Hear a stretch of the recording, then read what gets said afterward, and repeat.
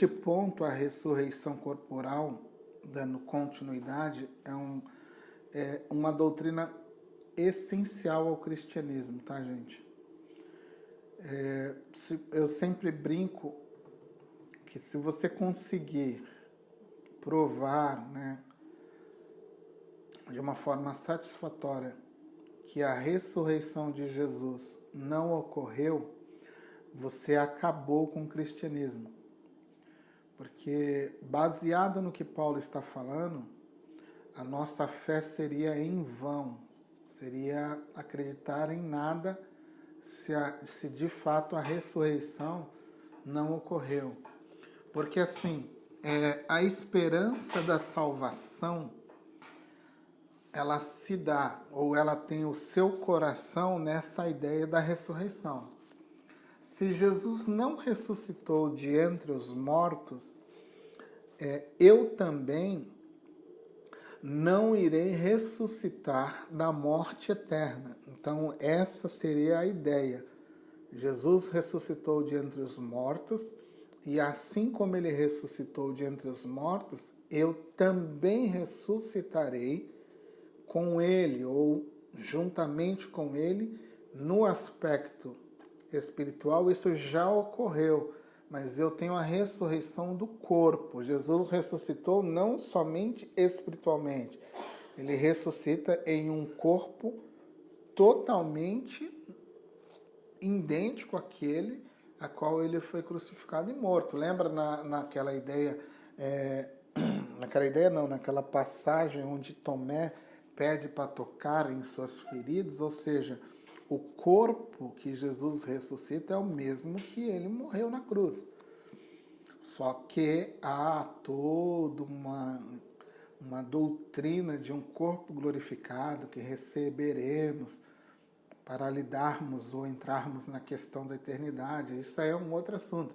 Mas a ressurreição dos corpos é uma doutrina essencial para o cristianismo. E ela está assim, muito vinculada ou conectada com a ideia de ressuscitarmos de entre os mortos. Então, aqui morte é no sentido de morte eterna, condenação eterna. Então, eu ressuscitei com Cristo Jesus, aquele simbolismo do batismo, né? Deitarmos, sendo batizados em Jesus e ressuscitarmos com Ele. Então a ideia é essa, é sendo colocado como pecador em Jesus, mas ressurgindo em uma nova vida. Então esse é o último inimigo que iremos de fato enfrentar, e assim como Jesus venceu a morte, nós também venceremos. E isso está tudo dentro desse contexto de 1 Coríntios 15, do 1 ao 11, tá? Por exemplo, a ressurreição era uma crença básica na igreja primitiva. Você vai poder observar aí em 1 Coríntios 15, do 3 ao 4. Aqui é um detalhe, tá, gente? Eu não vou entrar agora, mas esse trecho que Paulo fala, eu também estou repassando para vocês aquilo que recebi, isso já configura, segundo alguns especialistas, que Paulo já está trabalhando uma ideia ou uma doutrina dentro da comunidade cristã, que nasce aí num período assim muito pequeno, muito curto, mais ou menos entre 17 a 20 anos. Por quê? Essa crença, ela existe. Porque se nós calcularmos que Jesus morreu possivelmente em 33 ali, mais ou menos, morreu aos 33 anos, 33 anos, essa carta de 1 Coríntios, ela foi escrita em 54, mais ou menos, depois da morte de Jesus. Então nós temos aí mais ou menos um período de 20 anos, vamos estabelecer 20 anos, em que já existe uma crença falando sobre morte e ressurreição de Jesus Cristo dentro da igreja cristã. Por que isso é importante saber? Porque alguns críticos, alguns céticos falam que a igreja elaborou um mito, né? Essa história da ressurreição de Jesus Cristo, ela é um mito que a igreja lá por volta do século IV, né, 400 anos depois da morte de Jesus, em diante, por volta dos anos 500, que a igreja criou um mito do homem que ressuscitou de entre os mortos. E esse texto é totalmente contrário a isso. E já existem fragmentos, né, pequenos textos que foram recuperados, textos gregos que foram recuperados, que foram datados lá, assim, muito, muito, muito próximo de 20 anos depois da morte de Jesus, você já tem essa crença. Então você tem textos aí muito, muito antigos que já coloca essa referência já lá no primeiro século. Então isso era uma crença muito básica, uma evidência muito forte da verdade existente no cristianismo, tá, gente?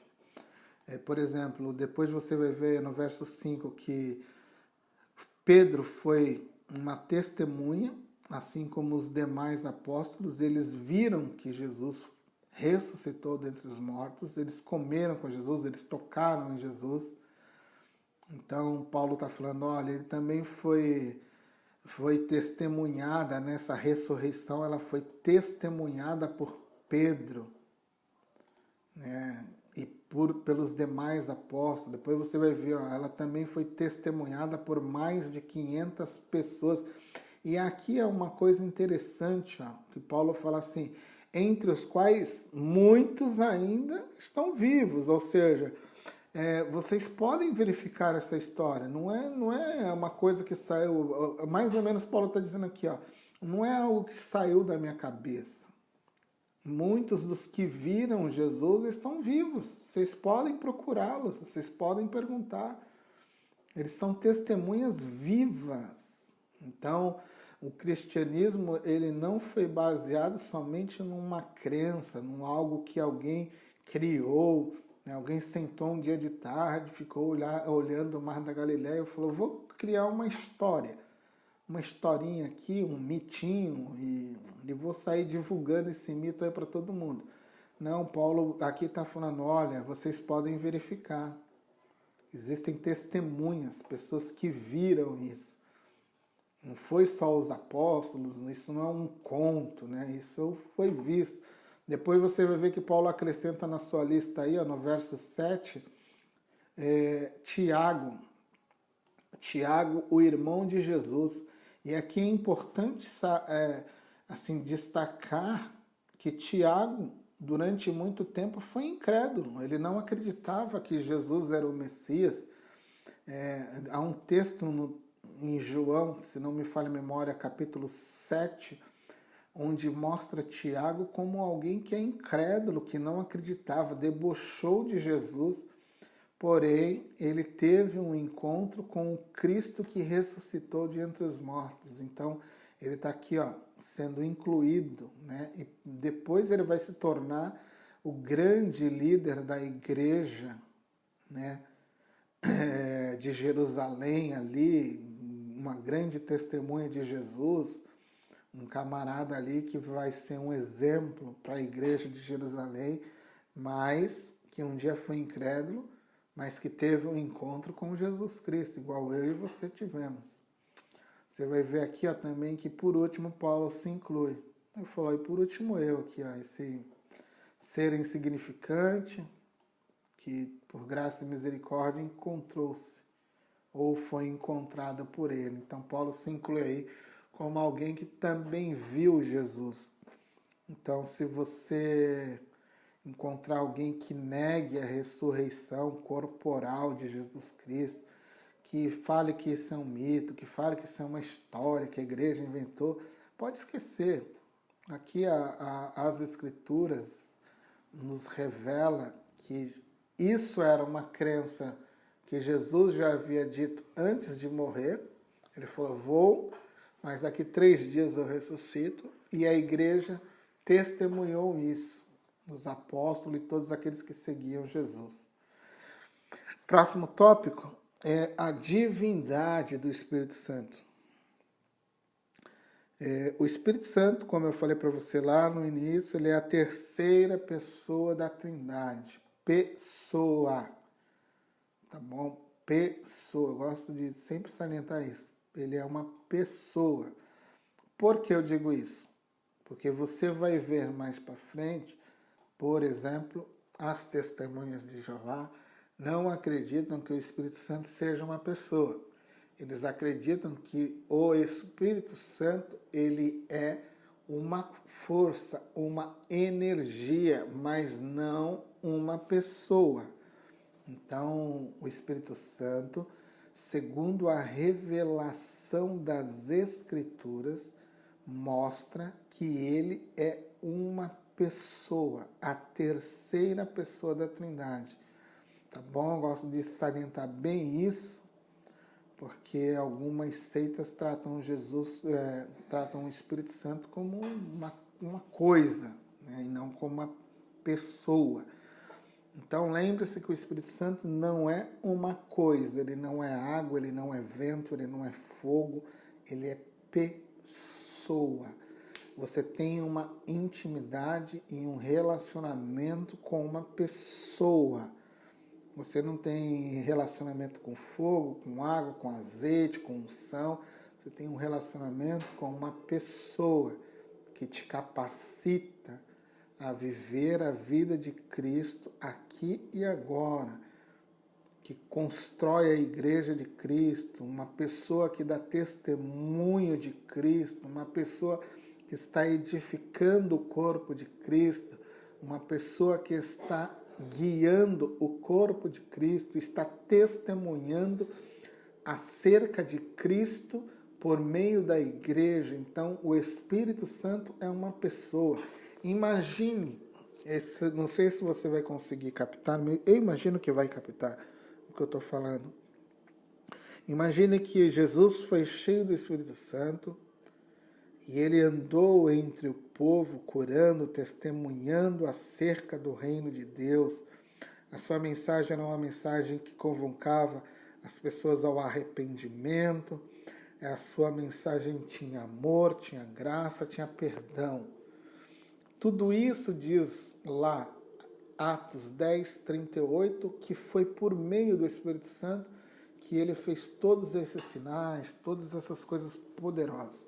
Esse mesmo Espírito Santo que esteve sobre Jesus é o mesmo Espírito Santo que está sobre nós, a sua igreja, fazendo com que nós testemunhemos a pessoa e a obra grandiosa de Jesus, convoca por meio da igreja pessoas ao arrependimento com amor e com graça.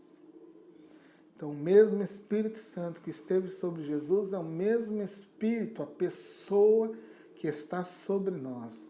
Ela pode ser entristecida, Efésios 4:30. Ela pode ser contrariada, Atos 7:51. Ela pode ser alvo de mentiras ou de mentira, Atos 5, verso 3. Ele fala e ele ensina, Atos 21:11, Lucas 12:12. Então, quando eu falo do Espírito Santo, eu tenho que entender que ele é uma pessoa que pode ser entristecida, ele pode ser resistido, contrariado naquilo que diz, mas as consequências sempre serão suas. Você pode mentir para Deus, porque ele é Deus. Então você pode estar ali mentindo e ele está lá, vendo tudo. Ele fala, ele ensina. O Espírito Santo é Deus. Lucas 1, 35 e 37. Hebreus 9, verso 14. 1 Coríntios 2, verso 10 e 11, Atos 5, verso 3 e verso 4. Então, o Espírito Santo, ele é uma pessoa. Não se esqueça disso. Ele é tão pessoal quanto Jesus é pessoal, quanto o Pai é pessoal. O Espírito Santo é pessoal. Então, não trate o Espírito Santo como um fogo que aquece, um azeite que desce. Não, trate ele como uma pessoa que tem vontade, que guia, que orienta, que fala. Né? Ele não é só uma expressão de poder, de fogo. Ele é uma pessoa que age por meio da sua igreja para levar Cristo a muitos corações. A doutrina do ser humano é um outro ponto muito importante para a nossa ideia. Por quê? Porque essa é uma doutrina também fundamental. Deus criou os homens, nós somos criaturas. Deus criou a humanidade a partir de um casal masculino, feminino, segundo a sua própria imagem, Adão e Eva, com conhecimento, justiça e santidade. Foram criados para dominar sobre as criaturas, dentro de um ambiente perfeito, como seres humanos perfeitos. Então, antes da queda, antes de haver a queda, Deus criou a partir de sua própria vontade este casal. E a partir desse casal nós temos aí a humanidade estabelecida. A questão aqui, a importância dessa doutrina, vai dar naquela conversa que já tivemos de algumas pessoas que alegam que nós somos seres criados por extraterrestres, nós somos animais que evoluíram. A Bíblia mostra que não, a Bíblia mostra que eu sou feito à imagem e à semelhança de Deus. Nada menos que isso pode ocupar esse espaço. Se alguém falar alguma coisa que não encaixe nessa revelação bíblica, não serve, não dá. Temos um início. Somos criaturas formados pela mão poderosa do nosso Deus. Fomos colocados ali em um ambiente perfeito, porém esse ambiente sofreu com a queda do homem. E essa queda gerou uma maldição que foi a ruína para toda a humanidade, todo o universo, né? O pecado ele foi estabelecido a partir dessa queda, a partir dessa desobediência que esse casal gerou. Mas o ambiente que Deus havia criado foi um ambiente perfeito, um ambiente extraordinário para que essa humanidade pudesse desfrutar. Porém, nem tudo está perdido. Tivemos uma queda em Adão, mas Deus trabalhou e aqui temos o próximo ponto, o sexto ponto, que é a doutrina da salvação. Aqui você tem que entender que nós tivemos uma queda, a criação, depois nós tivemos a criação, nós tivemos a queda, tivemos a redenção e teremos a consumação. Esse é o plano, esse é o drama das Escrituras, desde Gênesis a Apocalipse.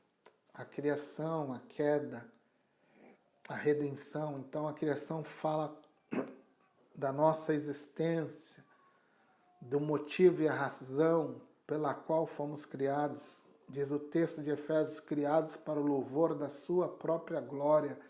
Então eu e você fomos criados para o louvor da glória de Deus. Porém a queda nos afastou, a desobediência, a maldição existente em Adão alcançou todos os homens. Essa maldição, ela cortou, quebrou esse relacionamento, porém Deus tornou-se homem. Aqui entra a redenção. Deus tornou-se homem, fez uma expiação pelo nosso pecado. A sua morte substitutiva ali na cruz, ela foi aquele fundo de mérito infinito, né? Jesus gerou uma redenção de méritos infinitos, porém, estamos aguardando a consumação. Ou seja, Deus vai nos levar para um ambiente perfeito, como o ambiente do Éden antes da queda.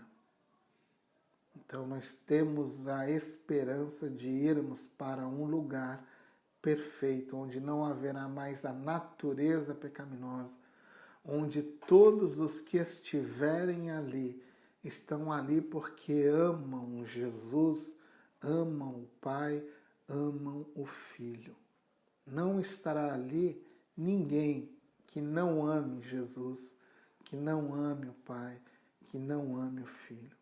Porque a obra da cruz, ela só se dá em total perfeição sobre aqueles que amam de fato Jesus. Qualquer outra coisa menos que isso não entra. Diz que Deus amará aqueles que amam o Filho.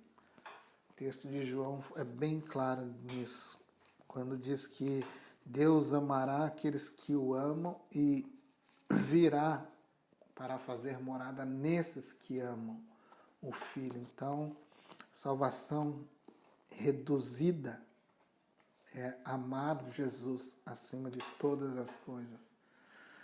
Jesus é a expiação perfeita para o perdão dos nossos pecados.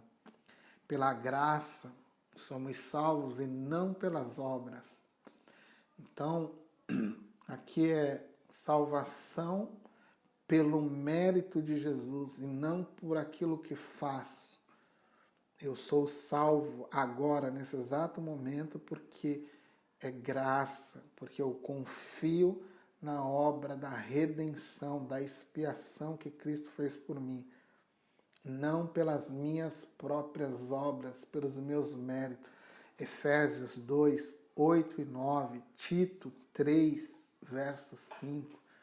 Esses dois versos, como exemplo, nos falam sobre esta questão da obra feita por Jesus e pelas obras que eu nunca vou alcançar redenção. Então isso fica bem claro, que qualquer outro segmento que mostre que eu tenho que fazer alguma coisa para herdar salvação, qualquer segmento que alegar qualquer tipo de obra para que eu alcance salvação, esse segmento está blasfemando contra a obra perfeita que Cristo efetuou no Calvário. Eu faço as obras porque sou salvo. Eu não faço obras para ser salvo. Então a salvação é um presente gratuito de Deus. Ninguém pode acrescentar qualquer coisa à obra consumada por Cristo. Ninguém pode acrescentar. Isso foi a aula que o Marcinho deu, identificando uma seita, lembra? Ninguém pode acrescentar, ninguém pode tirar nada, ninguém pode multiplicar. Então, naquela aula que ele deu para vocês, ficou bem clara essa questão, tá bom?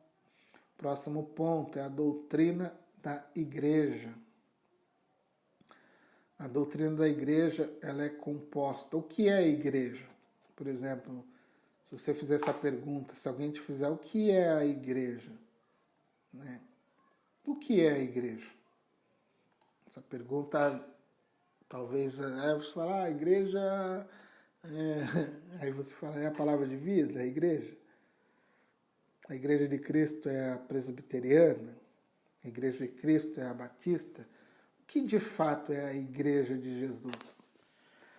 Então, a igreja verdadeira de Jesus é composta de todos os indivíduos em qualquer parte deste mundo que colocou a sua confiança em Cristo Jesus como seu Salvador. Então, em qualquer parte do mundo onde existir uma pessoa que confesse ou que confia unicamente na obra que Jesus fez na cruz do Calvário, ali está a igreja de Cristo. A igreja, ela se reúne em um lugar que pode ter um nome como o Palavra de Vida. A igreja do Senhor se reúne naquele lugar, na Avenida Helena Maria, aos domingos, às terças e qualquer outro tipo de evento, mas aquele lugar não é a igreja. Aquele lugar é um galpão, um salão. A verdadeira igreja se reúne ali. Ok? A verdadeira igreja se reúne lá. Ela é composta por pessoas que confessam e acreditam exclusivamente que só serão salvos por mérito de Jesus Cristo. Tá bom? E por nada mais. Por isso que fica subentendido, nesse ponto 8, a doutrina da igreja, que não basta frequentar uma comunidade cristã ou ter um nome incluído na lista de membros. Isso não faz ou não tem poder de fazer com que pessoas se tornem membros do corpo de Cristo. O verdadeiro membro do corpo de Cristo foi confrontado pela mensagem existente no Evangelho, porque ali foi revelado que esse homem é um pecador, ele se arrependeu verdadeiramente dos seus pecados, ele confiou de uma forma exclusiva na obra salvífica efetuada por Cristo Jesus, e ele foi batizado no corpo de Cristo através do Espírito Santo. Então, ser igreja é isso. Ser igreja é se arrepender verdadeiramente, é ter sido confrontada pela mensagem do Evangelho, onde você entendeu que é um pecador, onde você percebeu que não haveria forma de escapar do juízo de Deus, a não ser através da obra salvífica efetuada por Cristo Jesus. Quando você confessou seus pecados, se arrependeu e colocou toda a sua confiança, fé na obra que Jesus Cristo fez por você, o Espírito Santo regenerou o teu coração, regenerou tua mente e enxertou-te, colocou dentro do corpo de Cristo, e isso é o simbolismo do batismo. Essa é a ideia lá que tem do batismo nas águas. A igreja verdadeira, elas têm como seu fundamento, né? Lá em Efésios 2, verso 20, você vai encontrar isso. A verdadeira igreja, ela tem em seu fundamento, ou ela é edificada, né? Construída a partir deste fundamento, que é o fundamento apostólico, o fundamento profético. E o próprio Jesus sendo a pedra central que segura todo esse prédio, essa construção que está sendo edificada. Ou seja, Jesus é o fundamento, a base de tudo. E ele recebe toda essa carga de pessoas que se agregam sobre ele, e essas pessoas elas vão sendo colocadas nele, e ele, como uma pedra fundamental, a pedra angular, vai sendo erguido por meio do fundamento apostólico, por meio daquilo que os apóstolos falaram a respeito de Jesus, por meio daquilo que os profetas anunciaram como sombra ou mostrando que iria um dia vir o grande Messias, o grande Salvador. Então aqui você percebe, nas palavras de Paulo, que tanto a ideia profética como a ideia apostólica, elas estão apontando sempre para o nosso Senhor Jesus Cristo. Então, não há outro fundamento que não seja Cristo Jesus, tanto anunciado nos profetas como anunciado nos apóstolos. O Cristo, que é a pedra angular. Então, a verdadeira igreja, ela está fundamentada, ela não está fundamentada num profeta. Por exemplo, o Islã, ele está fundamentado no profeta Maomé. Marcinho vai vir aí futuramente na próxima aula falando sobre um tema onde a igreja da qual ele vai abordar, ela nasce de um princípio, um conceito humano, onde o camarada lá se torna a pedra angular da igreja. Entendeu? Então, não. Qualquer outro evangelho que apareça, que tenha qualquer outro fundamento que não seja Jesus, pode considerar esse segmento como amaldiçoado. Tá bom? Ele pode ser lindo, assim, a coisa mais bela. Se ele não tiver fundamentado em Jesus, de nada serve, como Paulo diz, que ele seja amaldiçoado. Porque não tem um outro Jesus, não tem um outro evangelho, não tem um outro fundamento que não seja Jesus. Então, como diz a música, é tudo sobre ele. Se não for sobre ele, não serve para nada. Vamos lá? Concluindo. Concluo também com uma outra referência do catecismo da Igreja Ortodoxa Oriental, que eu acho bacana também. Ele diz assim: ó Cristo, vós que sois o fundador da Igreja, a cabeça do corpo, a videira verdadeira, nós te agradecemos porque tu nos aceitaste como membro deste teu corpo místico. Então a igreja, ela é mística no sentido de ser totalmente espiritual. E ao mesmo tempo ela funciona como uma embaixada. Então nós estamos nesse mundo como embaixadores, numa embaixada. Nós não fazemos parte deste mundo. O nosso reino é de um outro lugar, está estabelecido em um outro lugar. Nós estamos aqui como embaixadores somente, como representantes de um reino, deste corpo tão glorioso chamado corpo de Cristo.